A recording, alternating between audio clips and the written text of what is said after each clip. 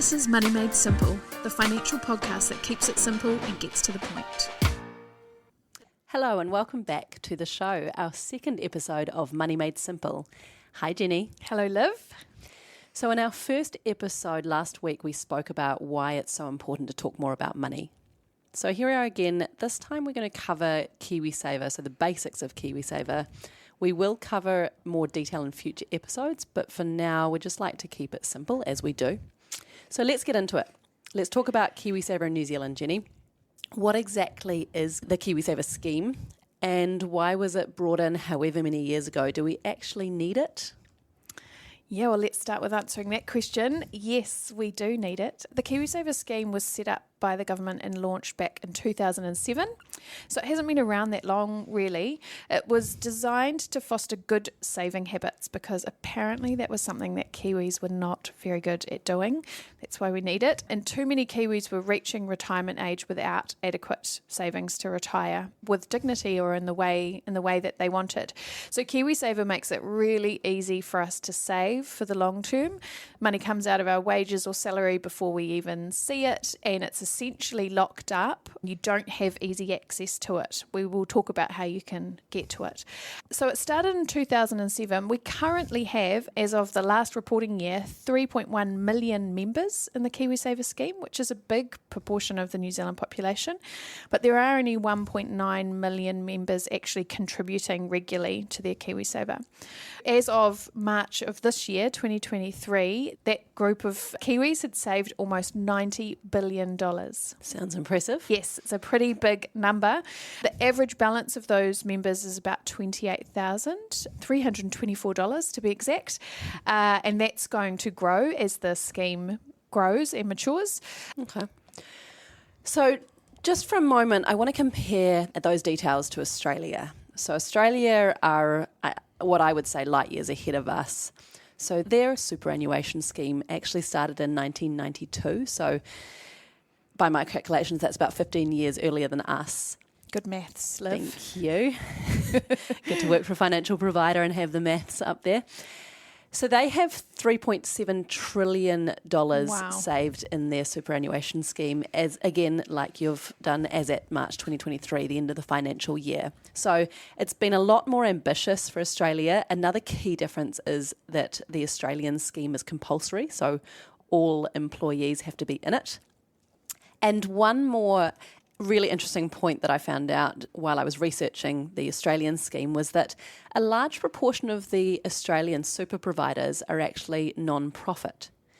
So that's very much unlike most New Zealand providers, maybe all but one or two, yeah. That is interesting about the providers being non-profit. In New Zealand, KiwiSaver is actually quite a profitable industry. Yeah, I think last year alone, Kiwis paid about $700 million in fees to their KiwiSaver providers. This is something we're definitely going to talk about in future episodes, the cost of KiwiSaver and being really conscious of the fees that you're paying. But yeah, that is an interesting difference. And another difference that you mentioned is that it's compulsory in Australia. In New Zealand, it is a voluntary scheme. It is possible to opt out, and it's also possible to pause your contributions. Some people think that's a weakness of this scheme and that it would be better to make it compulsory, but I think many New Zealanders don't. Yes. So for now, it's a key difference between the two countries. And I think that while, yes, Australia is, you said, light years ahead, they are very ambitious, but it's great that we have the KiwiSaver scheme and amazing that we've got $90 billion saved. One thing that our Managing Director Sam talks about a lot is that KiwiSaver is like a rising tide of capital. So in the past, in New Zealand's history, we've relied on foreign investment to grow. KiwiSaver is homegrown capital and it's growing every day. Can I just check with you there, what exactly is capital? Because I think a lot of listeners, it's obviously a term that's thrown around a lot in our industry, but it's pretty simple, right? Yeah, it's money that can be invested into infrastructure and business. And if you're a small country in the Pacific and you're relying on money coming from elsewhere, we're not in control of when that money comes in and when that money is withdrawn. If we are building our own source of capital, then we can use it and invest it really long term in New Zealand. So the Treasury predicts that KiwiSaver could grow to about 200 billion by 2030, which isn't that far away. No. And again, you look at our Australian cousins who are far ahead of us, and you can see the impact that their superannuation savings have had on their economy. So it's pretty exciting.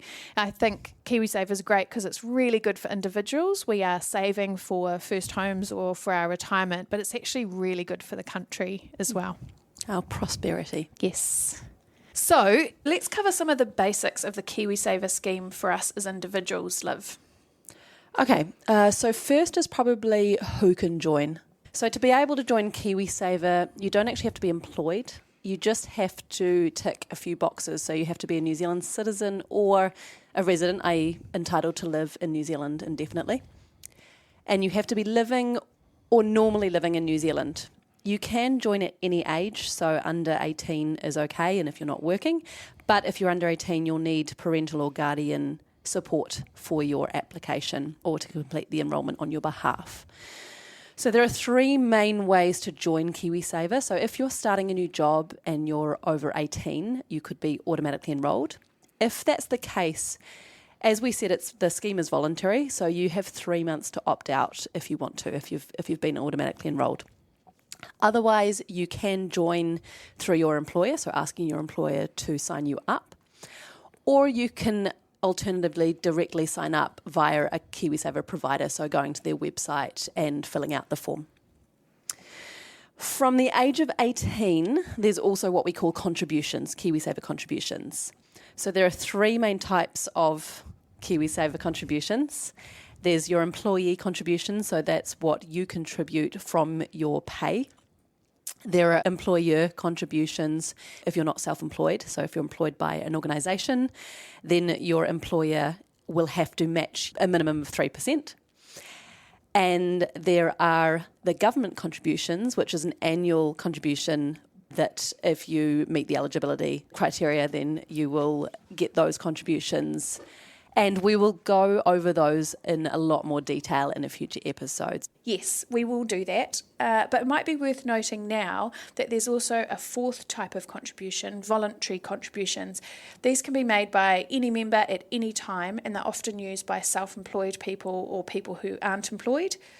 So you've got the money going in those four different streams, and then it's also important to understand how you get the money out.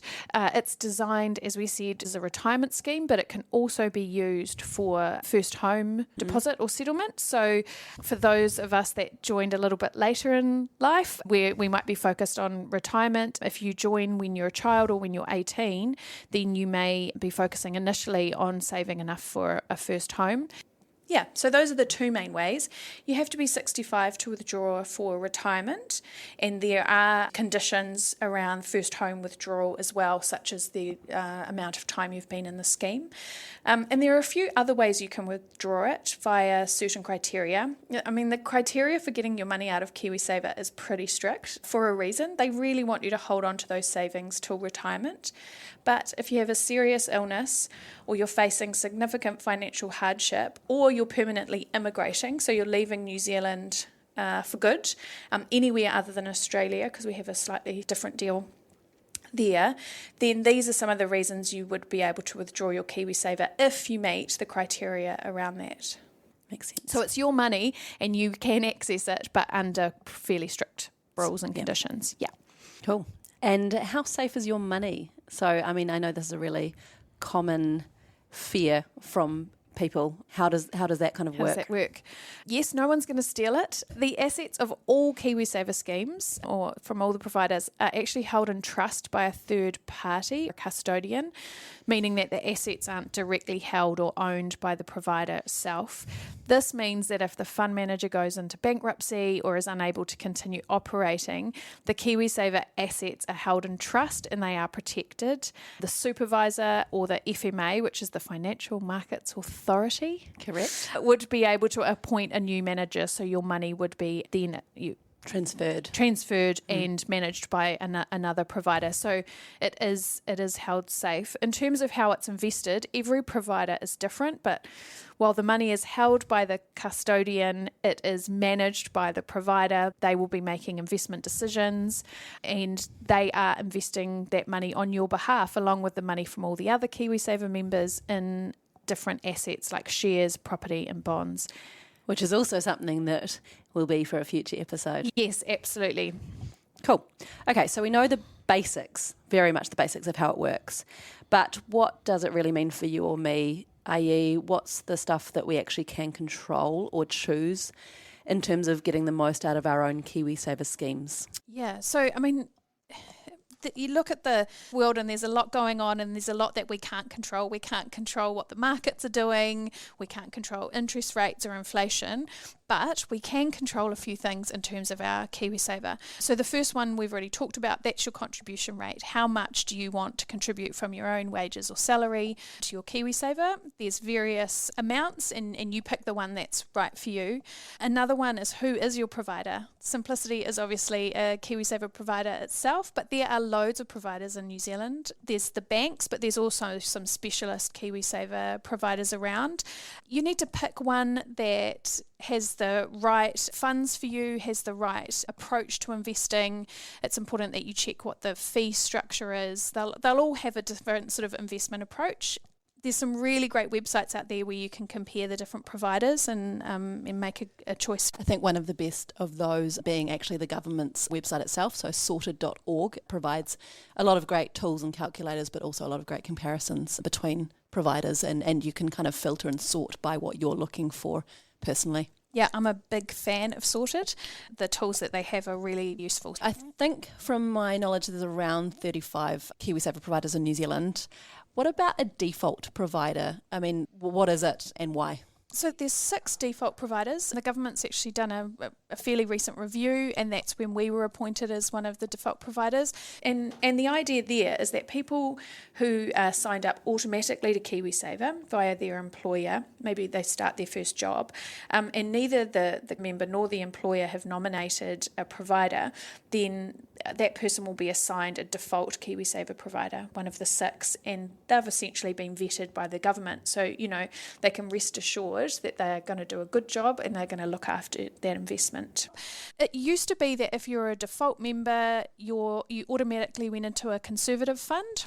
Eek. Yes, but as part of the review, they realised that if you're sitting in a conservative fund for 40 years, that's not going to give you the best outcome at the end. So default funds are now balanced funds. Mm-hmm. And so we are a default provider. There's a few others. I don't know if we 5 to be exact. Yes, 5. Exactly. 6 all up. And I think that's great. It's okay. Like me, I actually was in a default fund. Liv's, you can't see this, but Liv's giving me a look. Because I didn't think it really made a difference, and I didn't understand, what my choices were. So I think there's lots of people in New Zealand, several 100,000, I think. And it's great that the government have gone through this process to make sure that these people will be allocated a good provider. I think the other thing to note about providers is that they can broadly be divided into what we call active or passive management. We will go over this in more detail later, but active management is, in a nutshell, when they're picking and choosing individual shares and other assets, and passive managers tend to follow an index, so they kind of invest in the whole market. Active managers are much more hands-on.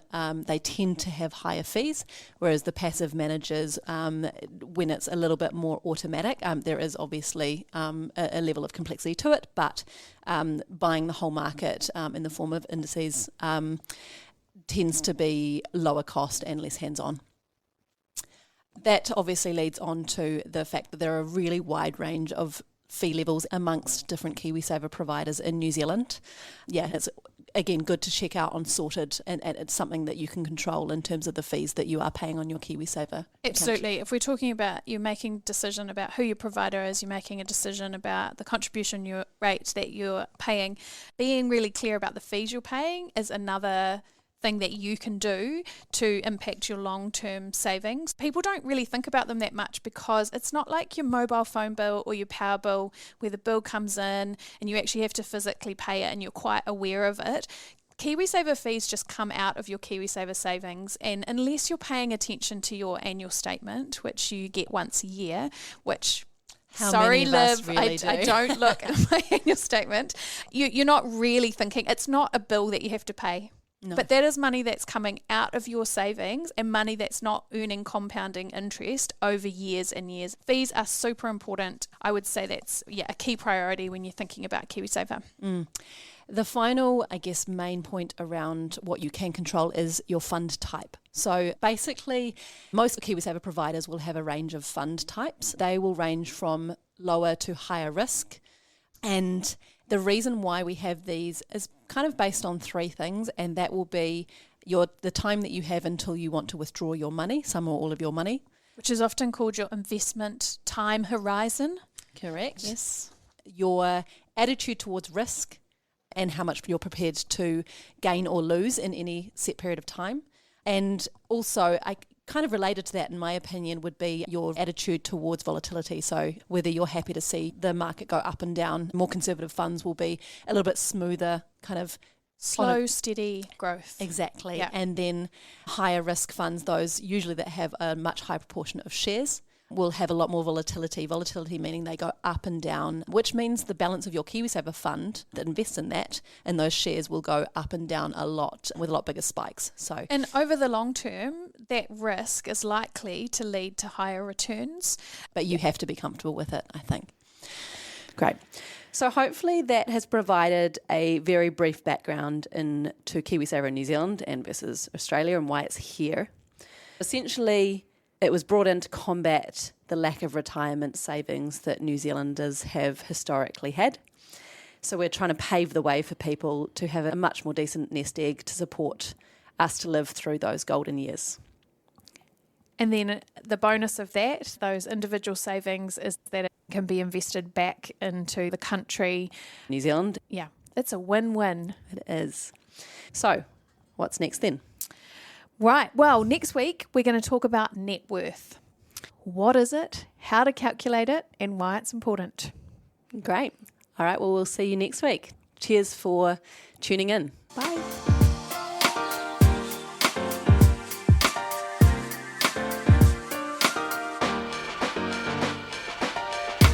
This podcast contains personal opinions and is intended to provide educational information only. It doesn't relate to your particular financial situation or goals and is not financial advice or recommendations. Simplicity New Zealand Limited is the issuer of the Simplicity KiwiSaver scheme and investment funds. For product disclosure statements, please visit Simplicity's website, simplicity.kiwi.